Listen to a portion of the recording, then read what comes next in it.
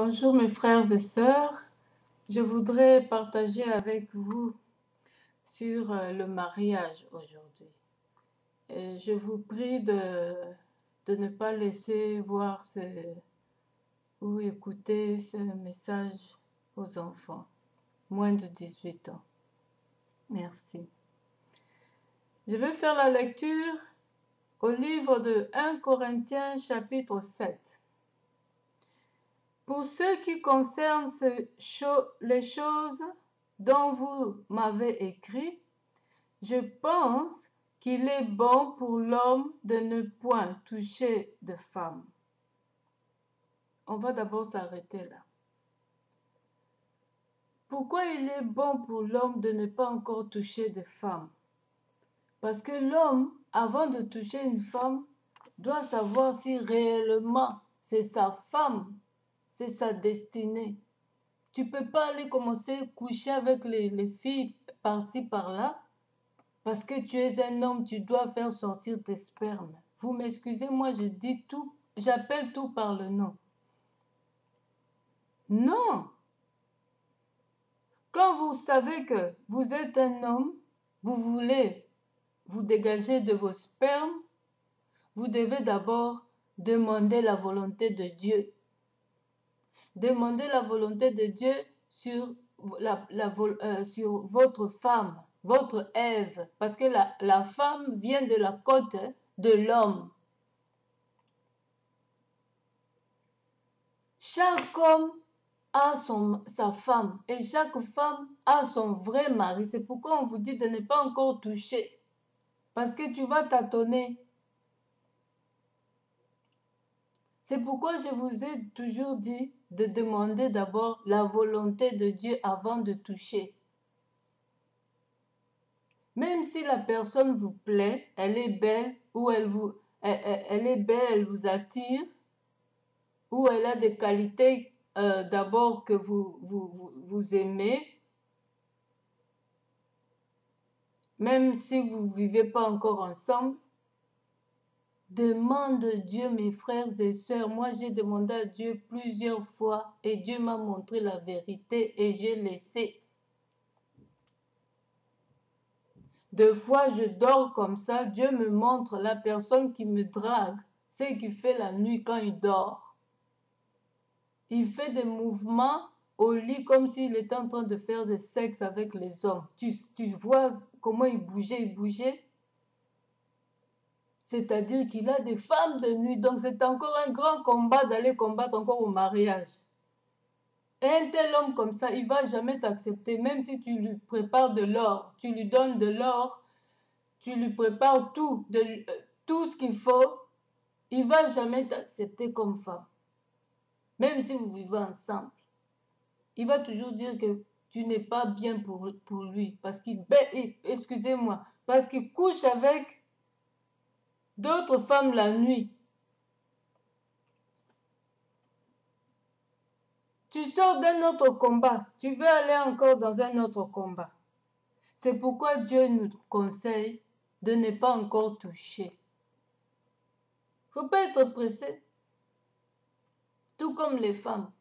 De ne pas encore toucher. Parce que les hommes comme ça, ils vont te faire souffrir.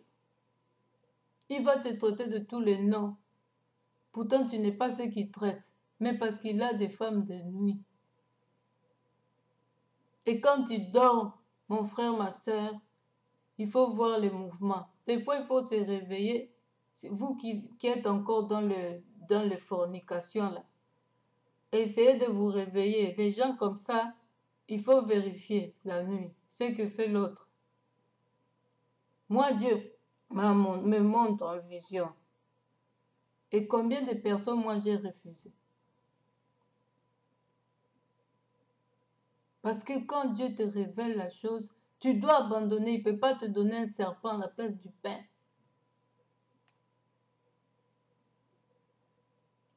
Parce que toutes les femmes sont les mêmes.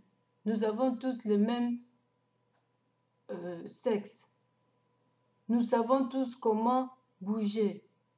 Nous savons tous comment préparer. Nous avons tous appris comment servir l'homme à la maison et comment être avec l'homme. Il y a des femmes, même moi je sais qu'elles sont très correctes, mais l'homme dit toujours hum, hum. Voilà, nous allons continuer encore. Verset 2. Toutefois, pour éviter l'impudicité, que chacun ait sa femme et que chaque femme ait son mari. Vous voyez, c'est pour éviter l'impudicité. Parce que quand tu commences à coucher là, ici, là-bas, tu tâtonnes. Il faudrait demander la volonté de Dieu pour trouver ton propre mari ou ta propre femme. Sinon, c'est de l'impudicité. Tu vas coucher là-bas, tu vas coucher à droite, à gauche. Tout ça parce que tu dois te dégager de tes spermes. C'est pas comme ça. Ou toi la femme parce que tu dois te satisfaire. C'est pas ça.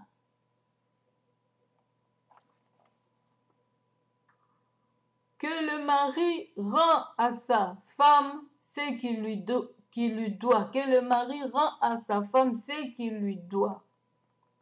Et que la femme agisse de même envers son mari.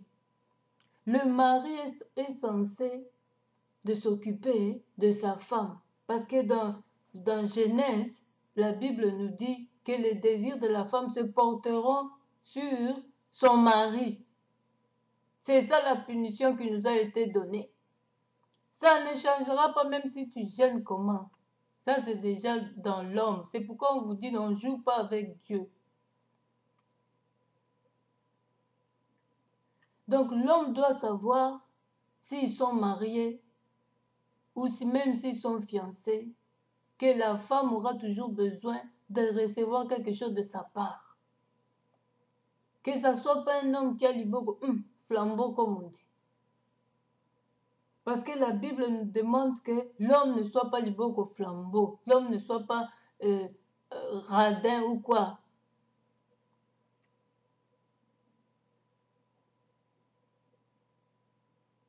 Parce que les désirs de la femme se porteront toujours sur l'homme, même si elle est riche, la femme. Elle aimerait toujours avoir même un biscuit de la part de son fiancé. Parce qu'ici, nous ne sommes pas encore, même les mariés aussi, qui travaillent de deux côtés, femme travaille, l'homme travaille. Ne crois pas qu'elle n'aura pas besoin de ton argent.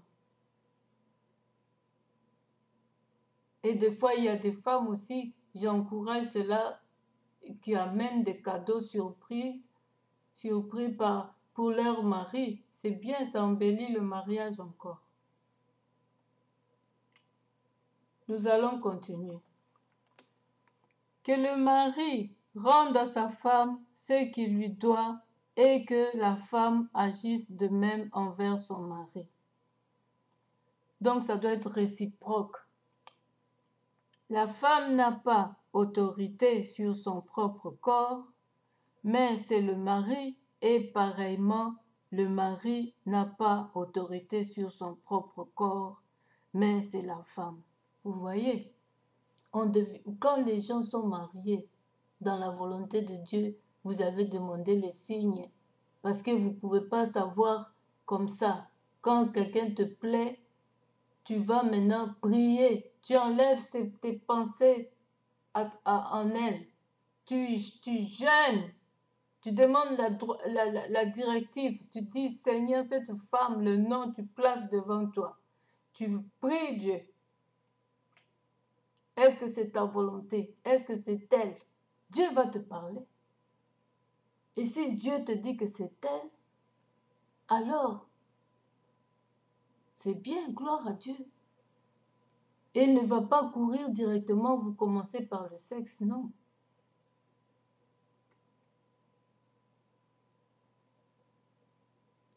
Donc, mais pour savoir que quand vous êtes unis déjà par le lien de mariage, que toi, femme, tu n'as pas autorité sur ton propre corps. comme nous les chrétiens, nous n'avons pas autorité sur notre propre corps. C'est Christ qui a autorité. Comme les égarés, c'est Satan qui a autorité. C'est les mauvais esprits qui ont autorité sur les égarés. De même pour les mariés, c'est l'autre qui a autorité sur toi. C'est comme ça. Dans quel sens? Ce n'est pas dans le sens de commander maintenant l'homme, de commander, non. C'est dans le sens que Dieu a fait ça pour que nous soyons dans le bonne entente, bonne harmonie, courant, que le courant passe bien entre nous. S'entendre, avant de faire quelque chose, il faut mettre à table. Parce que tu n'as pas autorité toi-même, ni pour la maison. Vous deux, pour toute chose à la maison, tout. Ou pour s'occuper de la famille, vous deux. Oh, moi, c'est moi qui dois. Non, dans ça, non. Parce que vous êtes unis, vous êtes déjà un. Sur votre propre corps aussi, veut dire au lit.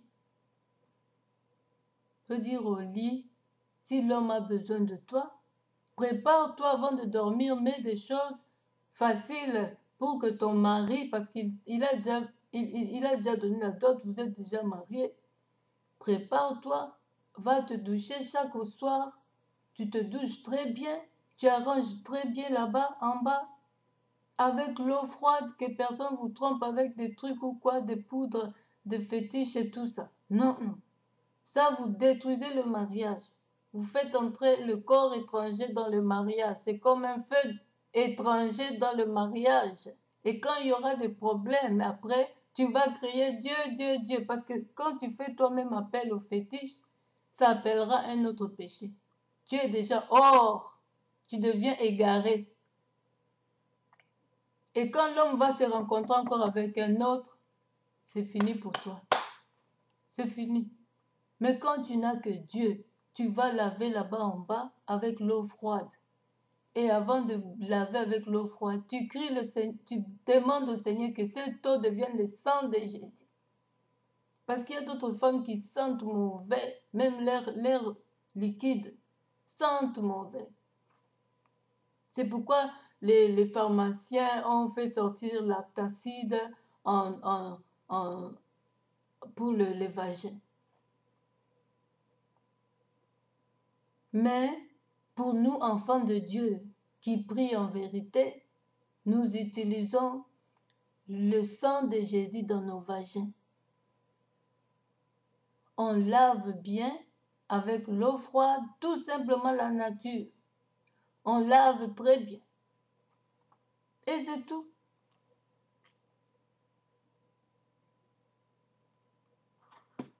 Voilà mes frères et sœurs, il y a la suite.